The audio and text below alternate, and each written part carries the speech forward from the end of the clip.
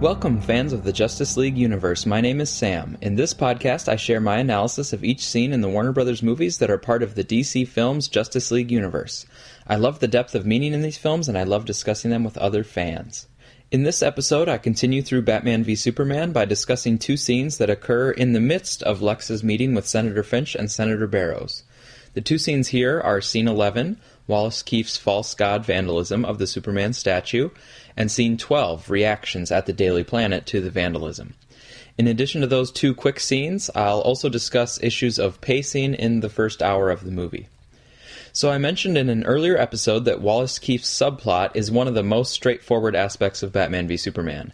In general, I think the surface-level read of Wallace is pretty much all there is. Now, later when Lex uses Wallace toward his own ends, I think that brings in some additional layers of interpretation, but Wallace himself seems to be basically what you see is what you get. We saw back in Scene 2 that he was directly impacted by Superman's battle with Zod and ended up losing his legs. I think it's important to acknowledge that there's a lot of research showing that amputees typically go through an adjustment period and have some temporary sadness or a negative outlook for a while, but most people eventually arrive at a new normal and reach the same levels of happiness and contentment as able-bodied people. So BVS should not be taken as saying that all amputees hold deep grudges or fail miserably in dealing with their loss. But that is the case with this one individual, Wallace Keefe. Also, Keefe not only lost his legs, but also his wife and daughter. It's not stated explicitly, but I presume that he lost them in the Black Zero event for Man of Steel. Though it's also possible that he lost them after the fact, maybe due to his own negative reaction to the event kind of pushing his wife and daughter away. In either case, here in Scene 11, he looks with grief upon his family photo, and the fact that the newspaper clippings are all around him sends the visual message that he blames Superman and the BZE for the loss of his family, in addition to the loss of his legs. With regard to those newspaper clippings, there were several pieces from the Daily Planet covering Superman's heroics, and the implication is that Wallace bristles at Superman being cast as a hero. This idea becomes very explicit later when Wallace says Superman is not a hero. Again, this is pretty straightforward subplot. I also noticed, however, that Wallace had at least one clipping on his wall that was about Bruce Wayne. I think it was an article specifically about Bruce saving Wallace himself. I'm not sure if this means Wallace has cast Bruce in with Superman as a target of his anger, or if it's just part of his full set of things documenting life since Superman's arrival. Back in Scene 2, Wallace seemed to have a good rapport with Bruce, but maybe his anger spread out in irrational ways. We can try to parse this more when we analyze the returned survivors' checks and the messages from Wallace/Lex. And also, I think in the next scene, Wallace is calling out to Bruce, so it makes it seem like he views Bruce as somebody who's helpful, or at least as some sort of a good guy.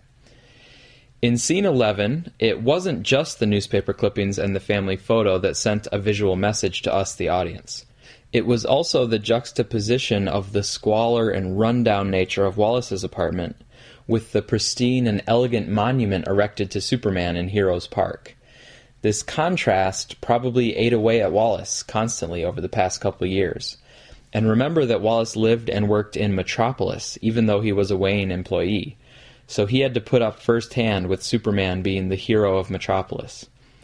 Snyder adds to the juxtaposition in this scene by also showing us how much effort Wallace has to put in to wheel over and then climb up the statue, which implicitly contrasts with how effortlessly Superman can move and fly.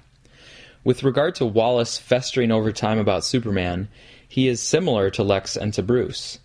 All three of them bristle at the positivity and admiration that is being heaped on Superman since his arrival 2 years earlier, though the three of them have slightly different reasons for their bristling. And even though it makes sense that Metropolis would erect a statue for Superman because he did save the city and the rest of the world in Man of Steel, it is also understandable that Wallace would be resentful, because for him it was a tragic day, not a victory. And Wallace is clearly a personal window into all the collateral damage that was part of the efforts to defeat Zod and the Kryptonian invasion. So Wallace works well later in Superman's character arc as another instance where Superman tried to do something good and noble, but Superman is sad to see the unintended consequences. After we see some preparation work in his apartment, because for Wally the act of vandalism will be harder than it would be for an able-bodied person, we then head out to the Superman monument in Heroes Park in Metropolis. This setting was based in Chicago, I believe, and the statue seems to have a Roman style to it, with the monument wall listing the names of the dead in a manner reminiscent of the Vietnam Memorial in Washington, D.C. The art book for Batman v Superman shows a couple alternative designs for the Superman statue, but I think the one they went with in the movie makes the most practical and thematic sense, even though the one in the book of Superman shooting up out of the ground probably looked better just from a visual standpoint. I think the statue design that they did end up using in the movie is functional because the lowered hand allows Wallace to climb up in a compelling sort of way, and the face and chest offer a nice centerpiece of the statue that make it a good place for the false god phrase to be written. I also think the statue works thematically because Superman is positioned as a bridge between two worlds, just as Jor-El had hoped. Superman has one hand open and reaching down toward Earth, while his other arm is up toward the sky in the direction of Krypton. Or, rather than a bridge, one can interpret the statue as Superman guiding humanity toward the light, also as Jor-El had described in Man of Steel. But importantly, Superman's doing so with an open hand as an invitation. We'll also talk later about the messages of the statue when it becomes a setting for part of Superman's fight with Doomsday, and when Doomsday literally bashes Superman over the head with the names of the innocent dead. So Wallace wheels over, climbs up, and begins to spray his message, defacing the statue.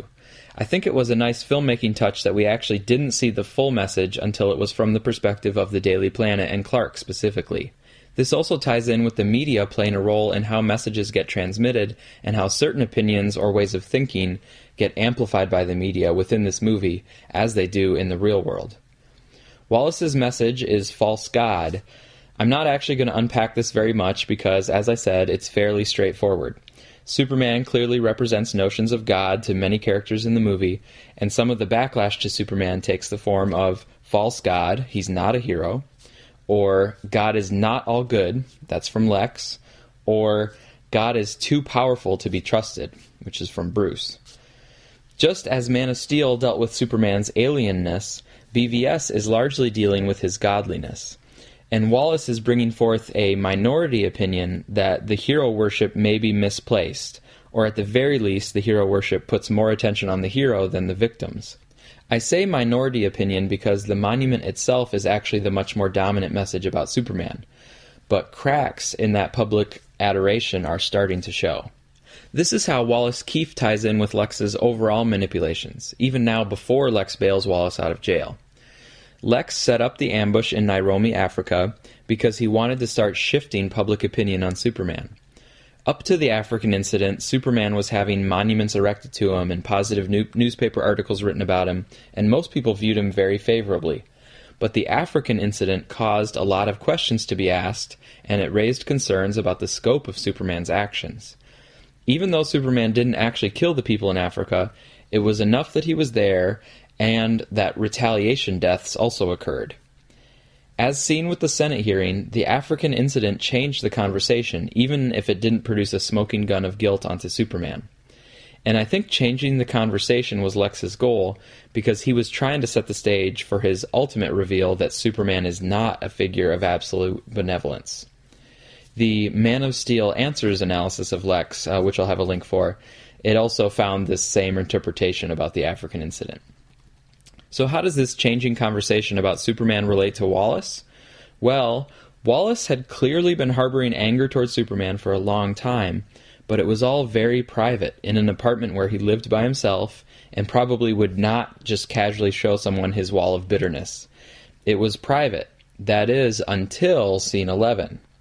Now Wallace, bolstered by the African incident and the governmental inquiry into Superman, is taking his anger and his point of view out into the public. This, in turn, leads to press coverage of the vandalism, and a segment of the population may now become bolder in their own distrust and animosity toward Superman. Bruce also becomes more determined to take down Superman after learning more about Wallace, and Clark himself maybe even has some self-doubts, or at least some guilt, that Wallace feels this pain because of something that was indirectly caused by Superman. So we've already touched on scene 12, which is inside the Daily Planet offices as the reports of Wallace's vandalism come on the TV. Perry White comes up with the headline, "End of Love Affair with Man in the Sky?" ? This reiterates that the public has generally been very positive towards Superman up till now, but the conversation since the African incident is shifting toward negativity, or at least toward uncertainty about Superman.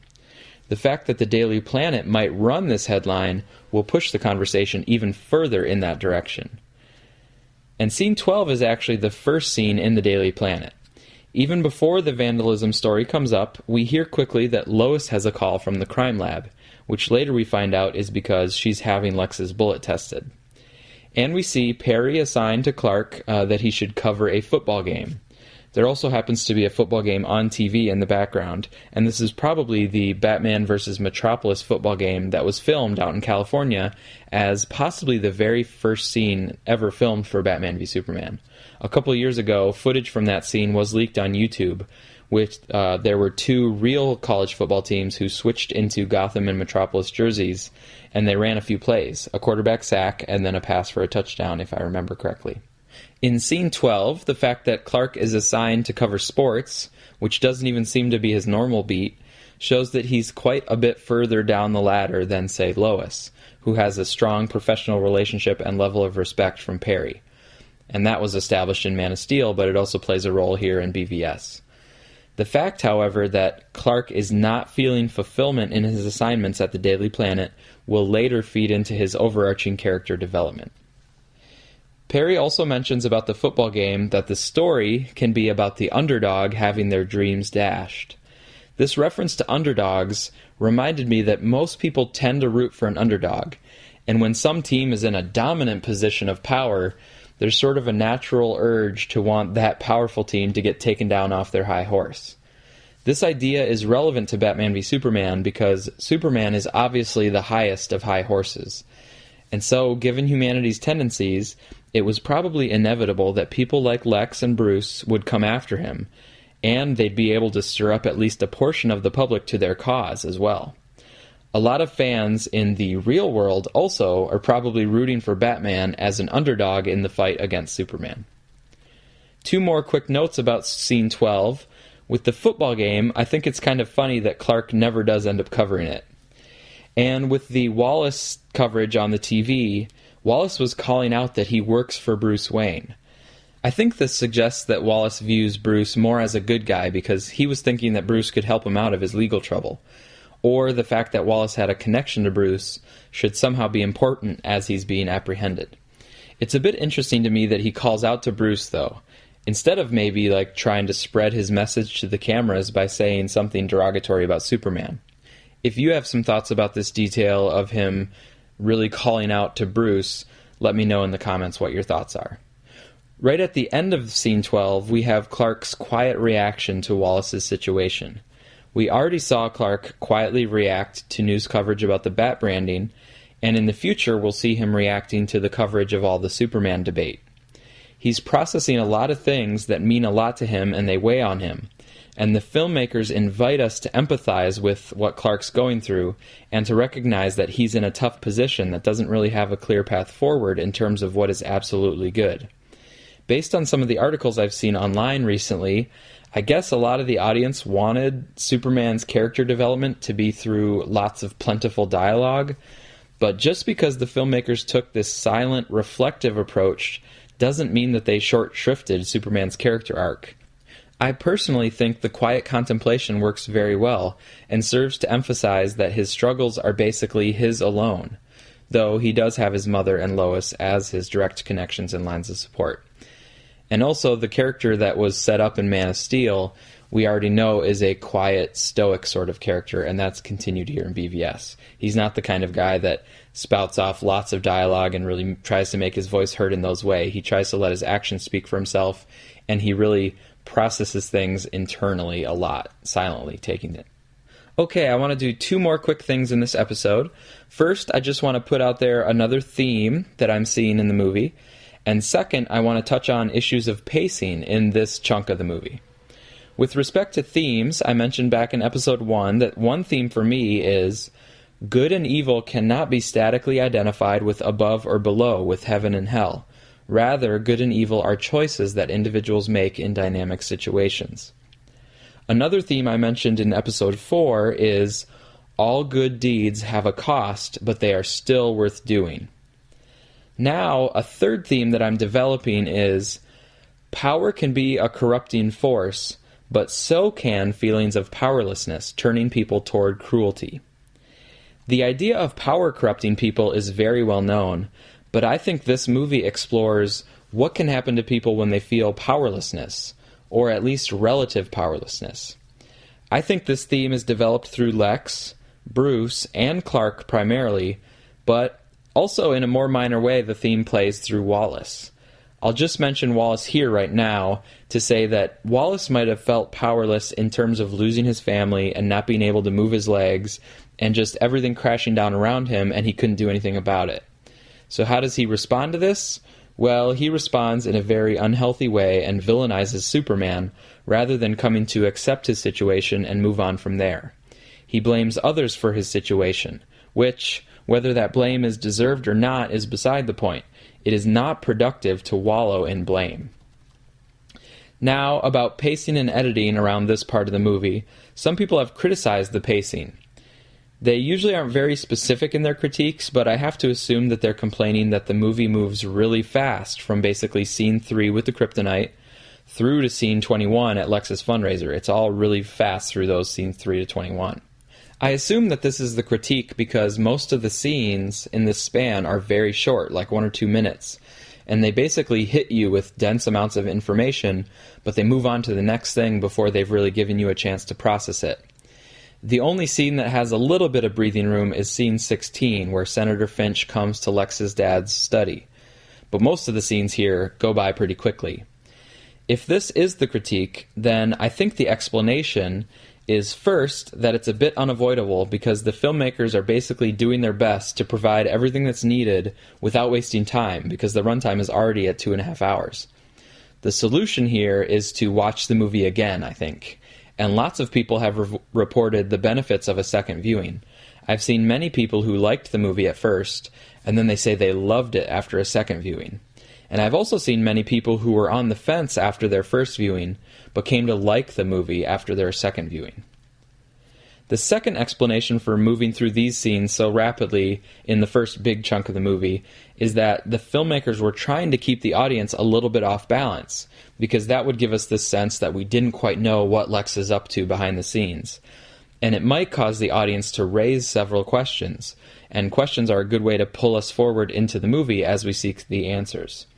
So in this case, it just means pay close attention and be okay with a little bit of uncertainty, and trust that, okay, the bullet and the white Portuguese and Wallace Keefe, they'll all fall into place eventually. Now, maybe I'm wrong, and people were actually complaining that the pacing was too slow in the first quarter or first third of the movie. That seems a bit odd to me, but I guess it's possible. If someone is saying that it's too slow, then I think what they must mean is that there aren't enough big action sequences between scene 2 with the Battle of Metropolis and then the Nightmare Batman scene, which is like 45 minutes later or something like that. This, to me, speaks about the expectations that someone brings to the movie. I would say that Batman v Superman is a philosophical character drama that happens to involve superheroes and also happens to have a few really awesome action scenes in it. But I would not call BVS an action movie or a typical superhero movie. And of course, I've already mentioned Pulp Cultura, who argues pretty convincingly that it's a revenge tragedy, not a 3-act Hollywood blockbuster. At least with regard to Batman's storyline, that's definitely true. The point is that because it's not a typical action movie or superhero movie, one shouldn't expect popcorn action sequences every 15 to 20 minutes. You might say that part of the blame for misaligned expectations falls on the Warner Brothers marketing team, and that's a fair point. But now that the movie's out, I would hope that it could be judged on what it is rather than what people thought it was going to be. Now, some of the criticisms I've seen didn't frame it around pacing, but instead framed it around editing. For example, people have complained that the movie jumps around, especially in the first third. So I should say this is a complaint about editing, where by editing they mean how scenes are put together. even though most of an editor's job actually happens within scenes, and there's so many more cuts that you do within a scene than just between scenes. But colloquially, a lot of people will say editing when they mean how the scenes were sequenced. So with regard to scenes 11 and 12 here, people might ask why these two short scenes were placed right in the middle of Lex's scene with the senators. Why not let Lex and the senators play out fully before shifting to Wallace? I think the placement of Wallace's vandalism scene is actually pretty brilliant, but the tricky thing is that it might be hard to see that it's brilliant until you're looking back at the whole story. But my rationale is that, back in scene 10, Lex just made the case for needing a deterrent against Superman. He said that we didn't want to have to depend on the kindness of monsters.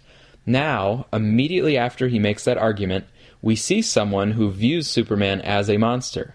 We also see that public sentiment is shifting against Superman, as represented by both Wallace's public act, but also Perry's proposed headline.